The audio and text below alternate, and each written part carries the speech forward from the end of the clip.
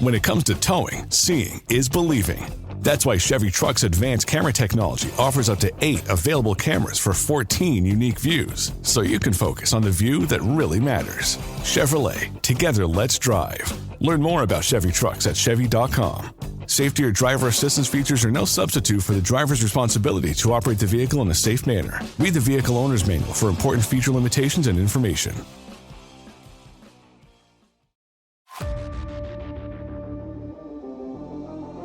This is the FPL Draft Zone, your fantasy team's best signing of the season. Thank the sweet Lord, because the international break is nearly over and the Premier League is almost back. In the blink of an eye, it's going to be Game Week 4, and this one is big. But who are the players you need to win your draft league? Hello and welcome to the FPL Draft Zone, a podcast all about Draft FPL. I'm Dom Crofts, I hope you are well. And good news, everyone, because finally the pain is nearly over and joy is right around the corner again, because the UEFA Nations League is almost over for another month, and that means we can get down to the real business of Premier League football again in just 5 days' time. Coming up, we're going to be looking at all the fixtures that will define your game week, and we're going to take a little look back at the key deadline day signings who might just be able to enhance your draft squad. Plus, we've got questions, we've got some under the radar picks, and we have got a boatload of waiver suggestions for you. But first of all, let's take a look at the games that are coming up in match day 4, and it all kicks off on Saturday the 14th of September with Southampton against Manchester United. Southampton are looking for their first win of the season. Manchester United are looking to bounce back from defeat to Liverpool, but if history tells us anything, it's that this will be the day Manchester United's campaign takes a turn for the better, because they have not lost to Southampton in their last 14 league meetings. They also beat the Saints 9-0 back in 2021, and they've won the last 2 at St Mary's. And if you're an owner of Bruno Fernandes, this may be your time to shine, because the Portuguese midfielder has got 2 goals in his last 3 trips to the south coast. Then in the 3 o'clocks, it's unbeaten Brighton at home to newly promoted Ipswich. Brighton have had a brilliant start to the season under Fabian Herzler, picking up 7 points from their opening 3 games, including that draw with Arsenal last time out. Ipswich, well, they've had the pain of Liverpool and Manchester City in their first 2 games, but they did well to pick up a point in their last outing at home to Fulham.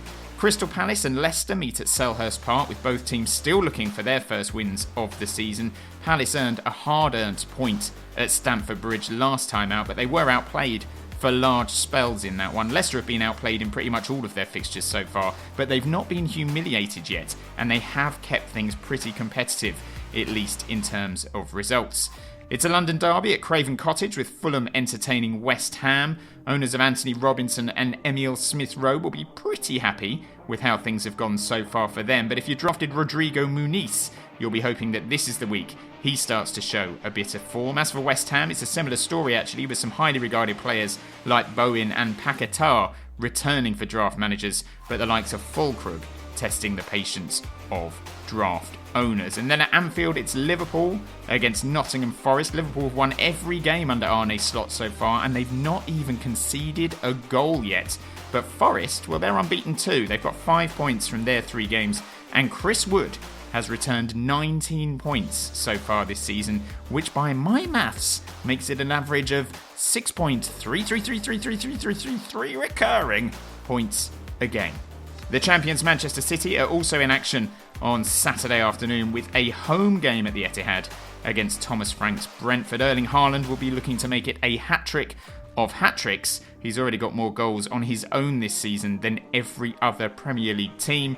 Brentford have had a solid start to the season as well, though they've got 2 wins from their opening 3 games. Their only defeat came at Anfield in Game Week 2 against City's title rivals Liverpool. And then in the late kickoff, it's Aston Villa at home to Everton. Amadou Onana taking on his old club, having had an excellent start to his Villa career. He's got 2 goals in his first 3 games. That's 20 points for the season for him, including 5 bonus points. Everton, well, they're hemorrhaging goals. Their 3-2 defeat at home to Bournemouth means they've conceded 10 goals already this season in just 3 matches. On Sunday, things get particularly tasty with the North London derby between Spurs and Arsenal. Arsenal will be without Declan Rice after his red card against Brighton. Mikel Merino is also going to be missing after he got injured in his first training session. Spurs will be hoping that Dominic Solanke is fit to play in his first North London derby after he picked up an ankle injury in the opening game of the season against Leicester. And then the final game of the weekend is between Wolves and Newcastle at Molineux. Wolves picked up their first point of the season in the 1-1 draw with Nottingham Forest last time out. Newcastle are still unbeaten. Alexander Isak is also back in form, having got a goal in their 2-1 win over Spurs. So those are the fixtures that we have to look forward to in Game Week 4, and we will get on to those all-important waivers right now. The FPL Draft Zone, Waiver Watch. Yes, this is Waiver Watch, but rather than focus purely on some potential pickups this week, we thought we'd just flag a few general team issues, because sometimes it's worth taking a look at teams as a whole before plotting your transfer dealings for the week. And even though we have got 3 weeks worth of data in terms of results, there are also some pretty interesting underlying stats that we should be paying attention to as well if we're going to make the best decisions we can for our draft team. So first up, let's take a look at the opening game of the weekend, which is that one at St Mary's between Southampton and Manchester United. And the first thing to say here is that Southampton seem to be following the same route as Burnley did last season in terms of their approach to their Premier League return. They're playing a possession-based game, they are building out from the back, and they are adhering to the Johan Cruyff theory that if we have the ball, the opposition cannot score. But that theory is not working right now. In their first 3 games of the season, they finished with 78% possession, 65% possession, and 64% possession against Newcastle, Nottingham Forest, and Brentford respectively. So they are seeing a lot of the ball, but they are yet to turn that possession into points. And what's more worrying is if you ignore the Newcastle match because of the weird game state Fabian Schär's early red card produced, Russell Martin's men have actually had fewer shots and fewer shots on target than their opponents in those games as well. Against Nottingham Forest at home, they totally dominated the ball, but ended the game with just 5 shots and 1 on target, compared to Nottingham Forest's 23 shots and 8 on target. The fact that they are giving up a lot of chances probably shouldn't come as a surprise, because this is a team that conceded 63 goals in the Championship last season, but a lot of the chances they're giving up are coming from their own mistakes. There have been 10 errors leading to goals across the Premier League this season, and 4 of those 10 errors have come from Southampton players. So nearly half of the errors that have led to goals in the entire league so far this season have come from Southampton. Interestingly, Manchester United have also contributed 2 of those 10 errors, and they have the only player on the list responsible for more than 1 mistake. Say hello to Casemiro, everyone. And overall, that means that of the 10 errors leading to goals in the Premier League so far this season, 6 of those errors have come from players playing at St Mary's on Saturday lunchtime. It is the error derby, ladies and gentlemen. As for what that could mean for the game, it could mean that both teams get chances as a result of the other team's incompetence. But even if that is the case, you then need players who are going to be ruthless enough to take those chances when they come their way. And right now, Southampton have not shown that they are capable of making the most of their opportunities. They ended the game at St James's Park with an XG of 1.95 against 10 men and lost 1-0.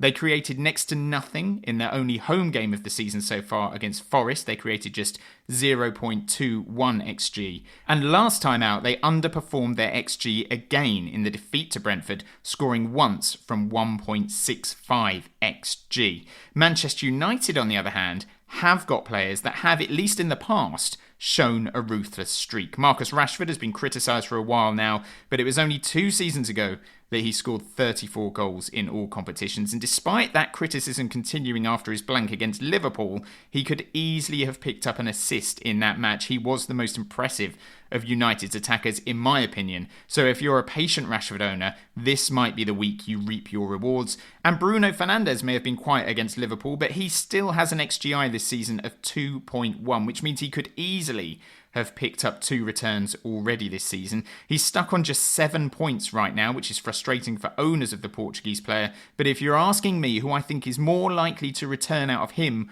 or say Adam Armstrong, I'm going with Fernandes every day of the week. And as we mentioned earlier, he has got a good record against Southampton. I'm also fairly high still on Alejandro Garnacho as a draft asset. 7 goals and 7 assists for him last season, and I still think he'll easily beat that tally this year despite his relatively slow start. So when you consider the home side's eagerness to hand the opposition chances, their own incompetence in front of goal, and the fact that United have got some proven firepower in their side, I do think that if you own United assets this week, you can be fairly hopeful of a successful week. Next up, it's Brighton against Ipswich at the Amex, and despite Ipswich's point in their last game against Fulham, all signs point to a Brighton win in this one. Ipswich have had a very difficult start to the season with those 2 games against Liverpool and Manchester City in their opening 2, but the XG philosophy on X has pointed out their XG goals difference so far this season, and it does not make for pretty reading. This is basically adding up the XG that Ipswich have racked up and then tallying the XGC that they have conceded and then working out their X goal difference based on those 2 figures. And that figure right now for Ipswich is minus 6.35, which means that their goal difference would be minus 6.35. And to put that into perspective, Southampton, who we've just pointed out are not great, have an XG goal difference of minus 2.81, and Leicester's is minus 2.60. So Ipswich's XG negative goal difference of minus 6.35 is easily the worst in the division. Now, the good news for them is that their fixtures have been the toughest of all. City and Liverpool in their first 2, so you would expect that to be reflected in those stats, and it is.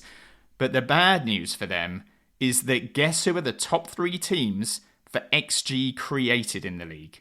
In first place, Manchester City, they've played them. In second place, Liverpool, they've played them.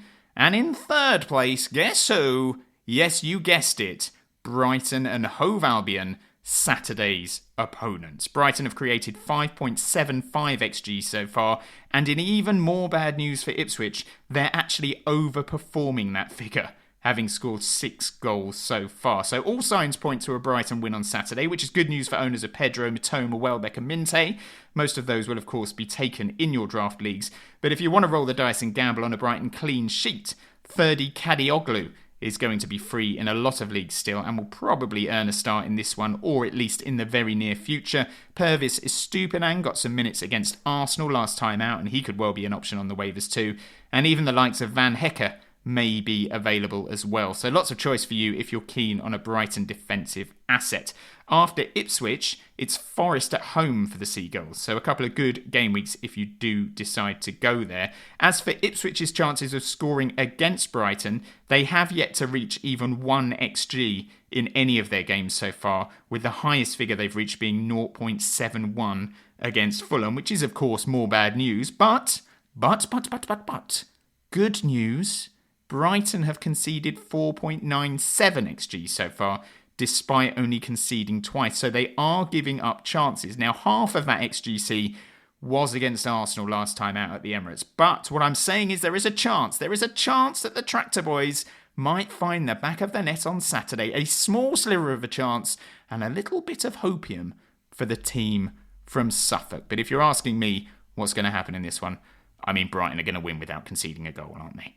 Next up, it's Crystal Palace against Leicester, and we'll be quick on this one. It is basically 2 teams who have massively underwhelmed so far. That is maybe a little harsh on Leicester, who are perhaps breaking even on their expectations for the season. But as for Palace, there was so much hope, there was so much expectation, and there has been absolutely nothing to celebrate up to now. Defeat to Brentford in Game Week 1, defeat to West Ham in Game Week 2, and then a draw at Chelsea in Game Week 3. But even that was a game they were thoroughly outclassed in. Palace created nothing against Chelsea. Chelsea could easily have had a couple more goals in that one, but Oliver Glasner's side did manage to grind out the draw, and the good news for them is that they now have a new striker to throw into the mix in the form of Eddie Nketiah, who was joined from Arsenal for around £30 million. Eberechi Eze was apparently key to getting this deal over the line. He's the man who convinced Eddie to choose Palace, and Nketiah has a great record against Leicester City. He's played 3 games against them and he has scored 3 goals against them. He's only got 19 Premier League goals in his entire career,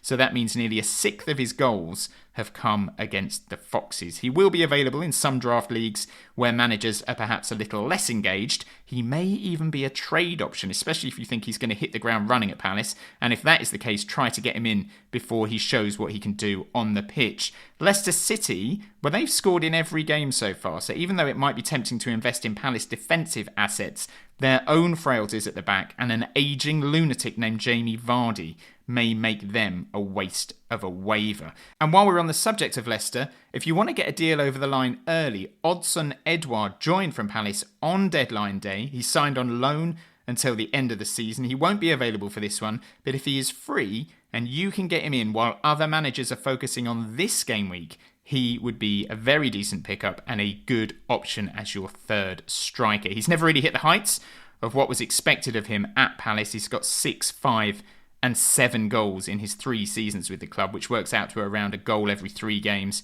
But he'll likely be the talisman more often than not for Leicester, with Vardy's game time likely to be limited due to his age. And Leicester's run coming up is pretty good. They've got Everton at home after Palace. They then go to Arsenal, which is less good, but then it's Bournemouth at home, Southampton away, Forest at home, and Ipswich away. So some very winnable fixtures in that run, and you would expect Edouard to get off the mark at some point during that run. America. We are endowed by our Creator with certain unalienable rights, life, liberty, and the pursuit of happiness. By honoring your sacred vocation of education, you impact your family, your friends, and your community. At Grand Canyon University, our online bachelor's, master's, and doctoral education degree programs allow you to balance online coursework with observational and hands-on experience in the field. Find your purpose at GCU. Private, Christian, affordable. Visit gcu.edu. It's Fulham against West Ham at Craven Cottage. Fulham won both fixtures against the Hammers last season, 2-0 and 5-0. But before that, West Ham had won 5 of the previous 6, drawing the other. The Hammers have had 42 shots at goal so far this season, which is more than the likes of Arsenal, Manchester United and Newcastle United, and only 6 shots behind City and Liverpool. But their problem is their shot accuracy, which is only at 19% right now, whereas City and Liverpool are in the 30s and Arsenal's is 45%. So they need to improve their finishing and their decision making in front of goal if they're going to have a good season. They have improved week on week though in terms of the eye test. I thought they caused Manchester City a few problems before Erling Haaland put them to the sword last time out. And I think this is one of those games that is actually going to be pretty hard to call. Fulham have the home advantage. West Ham probably have the stronger squad and definitely the better squad depth. Emile Smith-Rowe, though, is a man that stands out for me in this one. He was linked with West Ham countless times under David Moyes. It wouldn't surprise me if he did something against them at the weekend. Souček's looked threatening all season as well. He's got a goal and an assist in his first 3 games.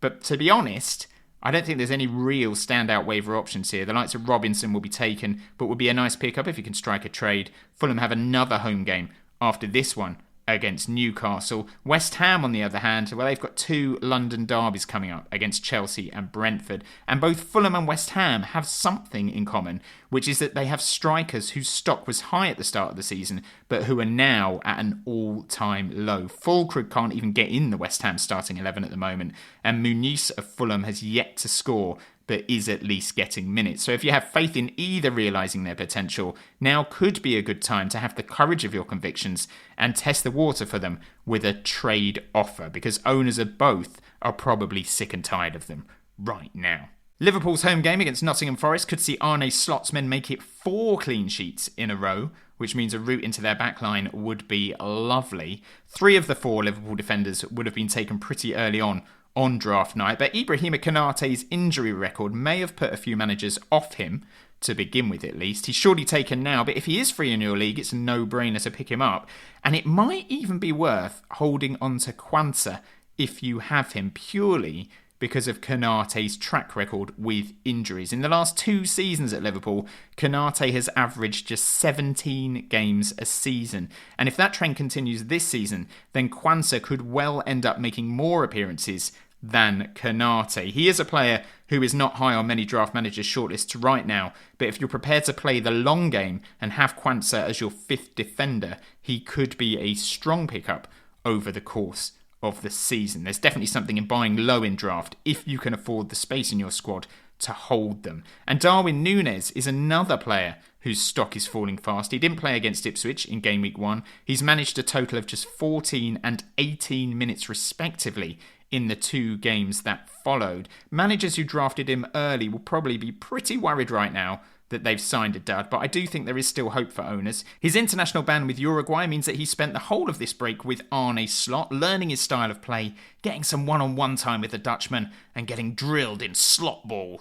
That sounds a bit gross, doesn't it? And we all know that at some point Diego Jota is going to break down and be out for 2 months, which can only be good news for the Uruguayan. Slot did say in pre-season that Liverpool will play with an out-and-out striker in the number 9 position, and that has not happened yet. But that means Núñez could still make that Slot, his own. Some people think he's rubbish, some people think he's okay. If you look really hard, you might even find someone who thinks he's quite good. But if you're in need of a striker and you think you can tempt a Darwin owner into a trade, now might be the time to do it, because I do think he will end up getting a lot of minutes over the course of the season, and right now they are probably sick of the sight of him. As for Nottingham Forest, they have Brighton away and Chelsea away in 2 of their next 3 games, so the fixtures aren't great for them. But the likes of Nikola Milenkovic, Alex Moreno and Jota Silva are all worth keeping an eye on. We know Moreno has the potential to pick up attacking returns from defence, and Silva was very prolific in Portugal last season. Neither are starting games right now, but it is probably just a matter of time before they do. There's also Elliot Anderson, who has started the last 2 games. He's on a lot of set pieces as well, and he picked up an assist against Wolves last time out. Personally, I would not be in a rush to get any of them in, particularly given that they're going to Liverpool in Game Week 4. But maybe of all of them, Jota Silva is the pick of the bunch. Forest were clearly in the hunt for a striker before the transfer deadline. They did not get one, and Silva can play up front as well as on both wings. So if anything happens to Chris Wood, he is likely to get the nod in attack, particularly with Awoniyi made of fiberglass. In the meantime, Silva is also likely to get minutes on the wing alongside Elanga and Hudson-Odoi, 3 players sharing those 2 spots. So he could be one to move for in a few weeks if it looks like he's going to make one of those wing positions his own. It's Manchester City versus Brentford at the Etihad. Slim pickings as usual as far as City assets are concerned. Savio missed their last game with a knee injury, so he may have been relinquished early on by some managers, or he may be available for a trade potentially. His problem though is he is one of billions of midfield options for the champions. He's been playing on the right-hand side so far. He has looked good, but he's been playing while the likes of Rodri and Foden have been injured and ill, and before Gundogan joined from Barcelona. So the competition for places in that City midfield is going to be fiercer than ever. One of Savio or Bernardo is likely to end up playing on the right-hand side. The likelihood is they will share minutes in that position. But if you're happy taking that risk, it might be worth approaching Savio owners, who is definitely the more explosive of the 2 players, and he had a good record in terms of assists and goals last season in Spain. Outside of that, though, there really are minimal routes into the City team. Maybe Nathan Ake might be free, given he's only played 2 minutes all season, but it is hard to see how he's going to get back in at left-back with the emergence of Vardiol. And similarly on the other side, some managers may have given up on Kyle Walker due to the form of Rico Lewis. That is one I do think will remedy itself in time. I do think Walker will get significant minutes sooner rather than later. So if I had to, and if I was a manager that wanted City coverage, I would roll the dice and bring in Walker over Nathan Ake. As for Brentford, the Tonyless era began with a win over Southampton, with Brian and Mbeumo scoring twice. He and Yoann Wissa look like they're going to be the main men for the Bees this season. And of course, you will have to sell your soul to have a chance of getting either from rival managers. But Kevin Schade may still be free. He started 2 of Brentford's 3 games this season. The only one he didn't was at Anfield in Game Week 2 when they tweaked their system, and there's every chance they'll do that again this time around. But if you're getting Schade in, you're not getting him in for this week. You're getting him in with the hope that he will play regularly ahead of new signing Fabio Carvalho. And beyond this week, the fixtures look pretty good for Brentford. Spurs away next, which on the face of it is not easy, but given the high line that Spurs play and considering Schade's pace, there could be rewards for him in that one. And then it's 2 home games against West Ham and Wolves. So if he can keep his place in the Brentford team, he would be a decent 5th midfield option. And if you're looking for a defensive asset from Brentford, look no further than Nathan Collins, who got an assist against Southampton and just missed out on the bonus points. He actually did get in the bonus points in Gameweek 1 against Crystal Palace, and he was Brentford's second highest BPS scorer in the defeat at Liverpool. So if Brentford are going to win games this season, it seems like Nathan Collins will be one of the players to benefit most from that bonus points system. Villa take on Everton at Villa Park. Ollie Watkins pulled out of the England squad with a slight knock, and while he's likely to be fit for this one, if the game is in the bag or if it's in need of winning, do not be surprised to see John Duran come on. He's got between 25 and 30 minutes in each of the first 3 games of the season so far for Villa. He's scored twice as well, and if Watkins is struggling for fitness and arguably for form as well, Duran could quickly become a key option for Villa during the course of the season. They have no other strikers on their books apart from Watkins and Duran. They have Champions League fixtures coming up as well, where there are 2 additional fixtures, 8 fixtures in the Champions League this season, remember. And even though he did it in the Conference League last season, there is no way, in my opinion, that Watkins will play all of those Champions League fixtures and all of the Premier League games this time around. I do think Duran will get some minutes, and he would be a good waiver pickup if you're in need of a third striker. A longer term one to watch from Villa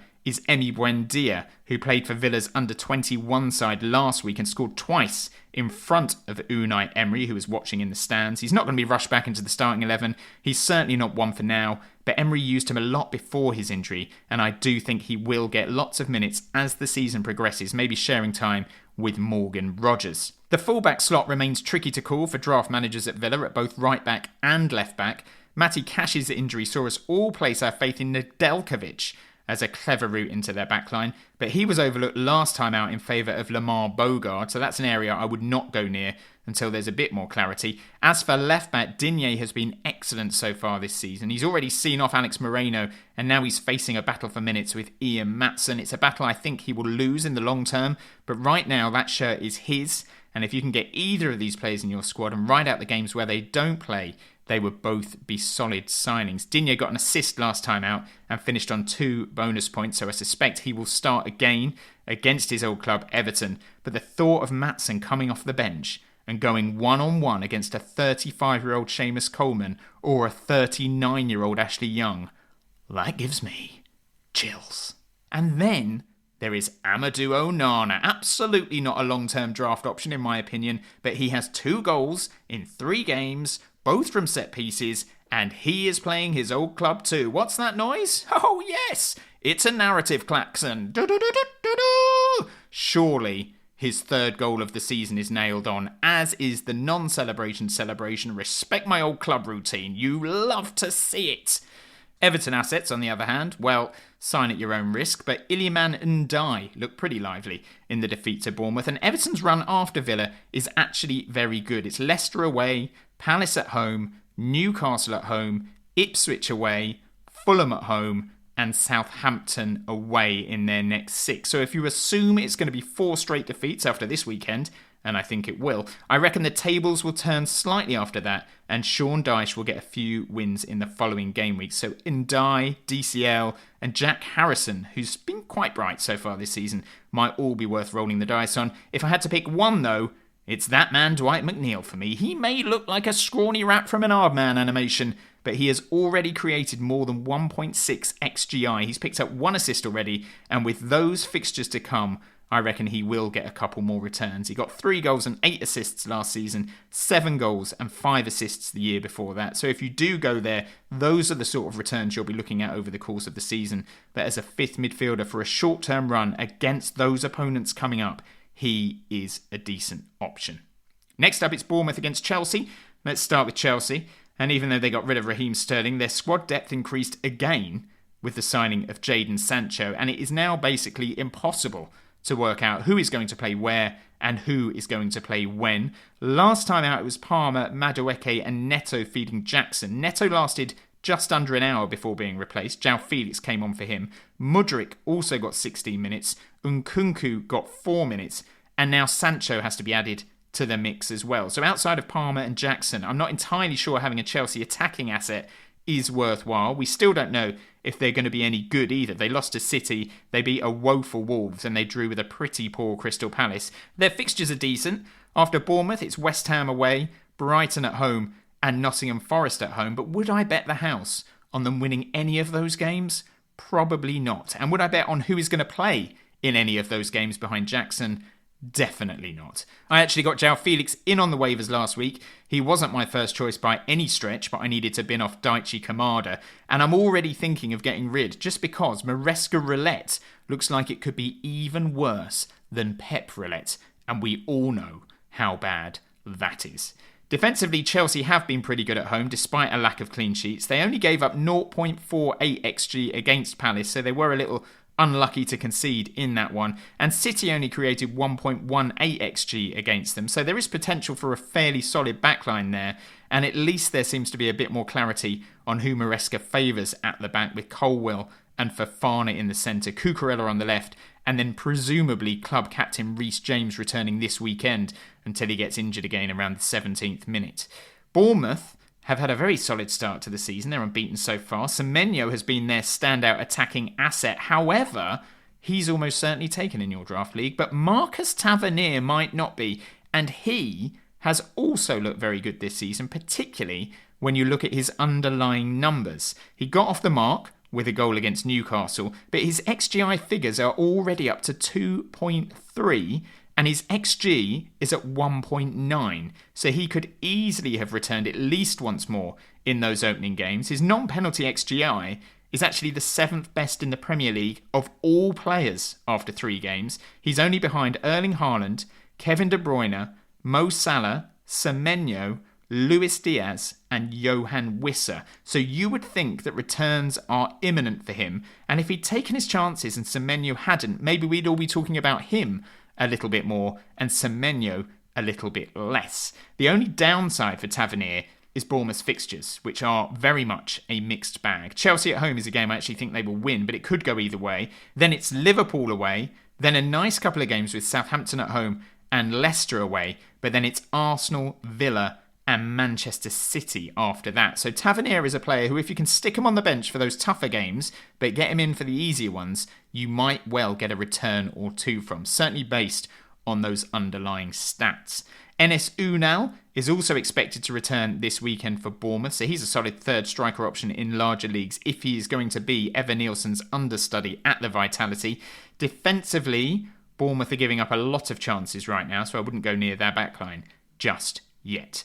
It's Spurs against Arsenal on Sunday, with Raheem Sterling hoping to get some minutes for the Gunners, and because of their issues in midfield and up front, he may well get those minutes. Declan Rice is suspended, Mikel Merino is injured, and I don't think Arteta will want to play both Partey and Jorginho alongside Martin Ødegaard, so I would expect Kai Havertz to drop deep into the left 8 role to give Arsenal some legs in the middle, and that means that Arsenal will either have to hope Gabby Jesus is fit to start, which, let's face it, is a big if. And if not, I think they may well play Trossard down the middle. I can't see Sterling starting this one, but with Martinelli still trying to rediscover his best form, I think he will get at least half an hour, depending on the game state. And if he is on your waivers and you do need a fifth midfielder, he would certainly be in my sights, because it's not inconceivable that Sterling will quickly become a regular starter for a championship challenging team. The other alternative for Arsenal is to play Jurrien Timber in midfield alongside Partey or Jorginho and keep Havertz up top, which is what they did when they went down to 10 men against Brighton. But either way, I do think Sterling will get a run out in the North London derby. And then depending on where Timber plays, that left back slot could become available for Calafiori. It's a tricky conundrum for owners of him or Zinchenko right now, because you just don't know when they are going to get starts. So if you value X minutes over potential clean sheets, it may be time to think about their place in your squad. Calafiori also limped off injured in Italy's first Nation League match, so we'll see if he features in their second. Spurs have started Odobert twice in a row now since he joined from Burnley, and if he gets the start here, you would assume he's very much a player we should all be considering going forward. There is a big risk of rotation with the likes of Johnson and Kulusevski battling for minutes there as well, but if Ange plays him in a North London derby from the outset, surely that is enough of a show of faith to assume he will be a regular going forward. Mickey van der Ven did not travel with the Dutch squad during this break. He missed the Newcastle game with injury. He is expected to be fit for this one, but if he's not and the injury turns out to be more serious than expected, keep an eye on Dragusan, who could be a decent pickup in free agency if you want a little bit of Spurs defensive coverage. But just a warning, their fixtures are not great and they do tend to give their opponents a chance or 10. And then the final game of the weekend is Wolves against Newcastle. Wolves improved in Game Week 3 with a draw against Nottingham Forest. Ait Nouri played further forward and looked better for it. Wolves looked a little more solid with a more defensive-minded fullback on the left-hand side. Guedes could be an option going forward for them as well. He scored twice against Burnley in the Carabao Cup and then got 15 minutes against Forest when he replaced Bellegarde. There were very high hopes for him when he signed from Valencia for £27.5 million. He's not really lived up to the hype so far, but maybe this will be the season he does. But first, he's got to fight his way into that starting 11. He's very much a watch and wait for now, but he is one just to have on your radar in the back of your mind as a possibility. As for Newcastle, Alex Isak is back amongst the goals after he scored against Spurs. Jayden Murphy is back among the assists after he came on as a sub. And Harvey Barnes managed an hour and also scored against Spurs. He has had so many injury problems since signing from Leicester, but if he can get himself fit, there is no doubt he could be a very solid draft pickup. And because Newcastle failed to sign Mark Gahey or any other central defender before the transfer deadline passed, their current defensive assets are suddenly looking a little more appealing. So if the likes of Dan Burn or Fabian Schär are currently available in your draft league, they would also be very astute bits of business. However, just to warn you, it is another mixed bag for Newcastle over the next few weeks in terms of fixtures. After Wolves, it's a trip to Fulham, but then it's Manchester City at home, Everton away, Brighton at home, Chelsea away, and Arsenal at home. So some very tricky fixtures coming up. But if you do fancy some Newcastle action, there should be some options around who are likely to be available in a decent number of draft leagues. So those are the fixtures and a few of the standout names we've mentioned to wrap up. Good waiver options if they're not taken in your league. Kadioglu and Estupinan of Brighton. Edouard of Leicester, not for this week, but going forwards from Game Week 5 onwards. Eddie Nketiah of Crystal Palace, Kevin Schade and Nathan Collins of Brentford, Dwight McNeil of Everton, when you look at that fixture run they've got coming up, looks like a very tempting signing, and Marcus Tavernier, the surprising but real standout midfield option based on those underlying stats at least. As for trade options, maybe you can convince other managers to part with the likes of Darwin Núñez, Ian Maatsen and at a push Bruno Fernandes, and players that might be worth binning off from your side or using as part of a trade to get a deal over the line. Savio of Manchester City, based purely on the sheer amount of competition for places at the Champions, and maybe even Calafiori for the same reason at Arsenal. And then at Chelsea, Felix and Nkunku and Mudryk should all be binned off in my opinion, unless you like roulette more than winning points in draft. I do understand if you got Nkunku early in draft that would be a painful sale, but it's one you might just have to deal with. Ones to watch from afar as well, just to see if they can force their way into their respective teams' plans over the course of the season. Buendia of Aston Villa, who is getting fitter by the day, Kwanzaa of Liverpool for the inevitable Canate injury, and maybe, just maybe, even Guedes of Wolves. We've also had some listener questions in as well this week, so we'll rattle through these now. FPL Mac asks what to do with Trippier and Darwin. We've mentioned Darwin as a potential trade option, but if I owned him, I would definitely hold him for now. As for Trippier, he's still at Newcastle at the moment. He's being heavily linked with a move to Turkey. Their transfer window closes on Friday, the 13th of September. If he stays, I do think he will win his place back. Livramento has looked okay, but I think Newcastle fans didn't love his performance against Spurs, and Trippier's experience is something I think Howe will go for if he can. So if I own Trippier, I would plan for a replacement in free agency, but I would not make that move until midnight on Friday when you know what Trippier's future is, and if he stays at Newcastle, I would hold him. Abu Yahya asks whether he should keep Ian Maatsen, and also wants to know if Tonali's return makes Newcastle's defence more valuable. He also wants to know what to do with Nkunku. Maatsen I think I would keep. I think he's got the potential to be a very good draft asset in time, and I do think he'll get good minutes sooner rather than later. Tonali will probably help solidify that Newcastle defence, but even if he wasn't there, I would think they will be a little more solid this year thanks to the return of Nick Pope. Their away record is not great, but they are obviously very strong at St James's Park, so I would retain a Newcastle defender and rotate where necessary, although a reminder that their next handful of fixtures are not good. Christopher Nkunku, I think realistically is just going to be a rotation option for Chelsea this season, and given his injury track record as well, if you can use him in a trade to get someone with more guaranteed minutes, I would do it. And at PASC asks whether he should keep or dump Nedeljkovic. We've touched on this, and yes, I think you should dump him and steer clear of that Villa position until there's more clarity. He also wants to know if Gakpo is worth picking up. Depending on your front three, I would say absolutely worth picking up, unless you have 3 guaranteed starters playing in top teams. Gakpo will get minutes, and he's playing in one of the best teams in the league. Kalyan wants to know about Zinchenko's future, Kadioglu's potential game time, and Morgan Rogers' long-term future. Zinchenko, for me, is going to be a rotation option at best for Arsenal. He's probably third choice left-back right now for most games. I think Arteta will play him against lower league opposition when his side need another offensive option and another progressive passer. But I would ditch him if there's a more regular option on the waivers, or if you can convince someone to take him off your hands. Kadioglu is a pick for me. He's a very big money buy for Brighton. He's a very good player, and he will be first choice there sooner rather than later. And I really wouldn't worry about Morgan Rogers' game time. His biggest threat to minutes is Emi Buendia, but he is still battling back from injury. He will be bench fodder for the next few weeks at least.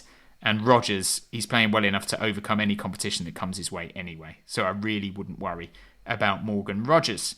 Aaron James has got in touch asking for some realistic second and third choice midfielders to target in trades. So these are the kind of players who haven't hit the ground running just yet, but who either have a proven track record of performing to a very high level in the Premier League, or who have the potential to have very good seasons based on their overall career trajectory. So right now, I'd be looking at the likes of Eze, Gibbs White, James Maddison, Martin Ødegaard, Bruno Fernandes, Mohamed Kudus, and Leon Bailey as potential options. They're all players with extremely high upsides if they find top form, but who right now are not pulling up any trees in the Premier League. We've already spoken about Bruno Fernandes having very good underlying numbers, but not realising that potential so far. Ødegaard's numbers have not been as good as his. He's created just 1.2 XGI so far from 3 games. So if you can sell those underwhelming stats into an Ødegaard owner and convince them that that's a reason to do a deal, get it done. Because he's playing in a very good team and he is certain to find his feet eventually. 8 goals and 11 assists for him last season. Mohamed Kudus got 8 goals and 9 assists in his first season with West Ham. He has not had a return yet either. He's produced just 0.9 XGI in 3 games. But West Ham's start to the season has seen them play Manchester City, Aston Villa and Crystal Palace so far. So when the fixtures turn, you would expect Kudus' numbers to pick up. And their next 4 games look decent. So if you don't have a Bowen or a Paqueta in your squad, it's worth approaching a Kudus owner and seeing if they'd be open to a trade. Eberici Eze, he might be a little trickier to prize away from a rival given he scored against Chelsea last time out, but it's worth trying. And now Nketiah and Mateta are likely to be playing as a front two. Eze's goal threat may well diminish slightly, although his assists potential is now through the roof. And Morgan Gibbs-White was one of those players who was on and off the waiver pile last year. But this year, I expect him to really push on. He's just made his England debut. He's got better players around him than ever before at Forest. And 3 of Forest's next 4 are away from home at Liverpool, Brighton and Chelsea. So if you want him in a trade, make his owner aware of that horrible run coming up and offer them something that could tempt them into a trade. And finally, Bon Appetit _Col asked us to rank Kudus, Bowen, Rashford, Bruno and Jota. Of those, Kudus, Bowen, Rashford, Bruno and Jota, I would put Bowen first.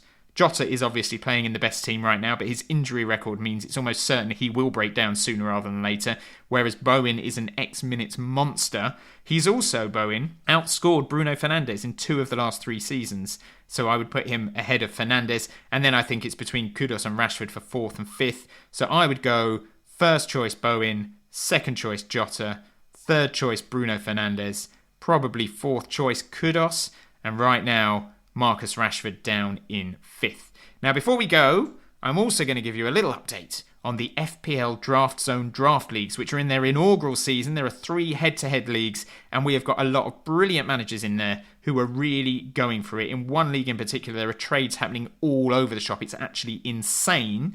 We will start in League 1 though. Top of the league right now with a 100% record is Hawk Twan Zabi, managed by Joe Ryan. And making up the top 4 and the promotion spots are Earth Wyndham Maguire, managed by Thomas Halesso. In third is Andy Whitefield's Stoat Snakes. And in fourth place is Saikiran Padishetti and his side Stone Cool 11. If the season finished today, those 4 teams would be promoted to the Championship, where they would replace Upper Shaq Prakapati's Gakpo Hive, Jan Sandstad's SL Biasen, Adam Caddy's Fark the Bus, and Gabriel Blythe House's Hawk Chua Many, all of whom are in their relegation places right now. Top of the Championship and on course for the title and promotion is Liam Smith's Shoulders, Knees and Tony.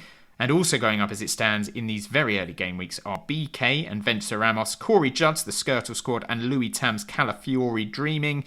And heading down from the Premier League into the Championship right now, it's Panchester Rovers, managed by Pancho Palomo, Mike Whitefield and Whitefield's Warriors, Colm Keeley and Kuroe Bastards, and Harland Oates, managed by Maxi Rodriguez. And that means if the season ended today, our first ever winner of the FPL Draft Zone Premier League title would be, drumroll please, I don't have a drum, George Stathopoulos and his team Let's Roll. He would win the title on points scored ahead of Andrew Wagner and his side Notav FC. Both of them have won their opening 3 games of the season, so congratulations to them. Well done to all managers taking part, and congrats if you've had a good start to your draft league. But don't worry if you haven't, the season remains young and there is still a lot of football to play.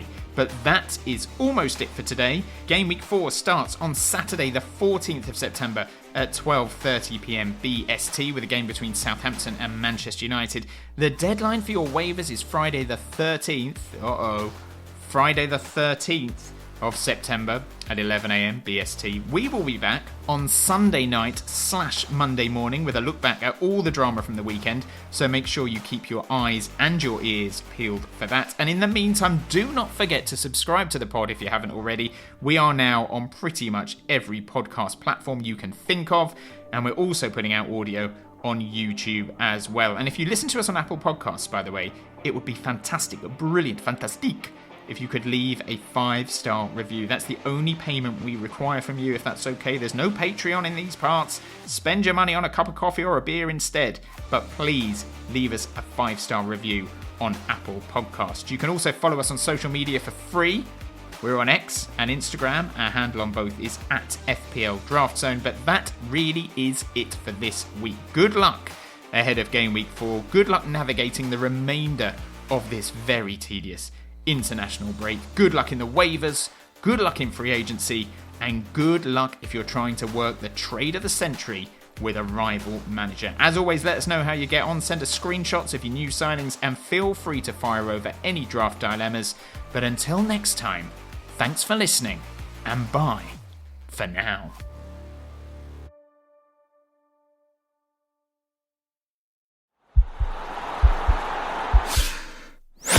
This podcast is part of the Sports Social Podcast Network.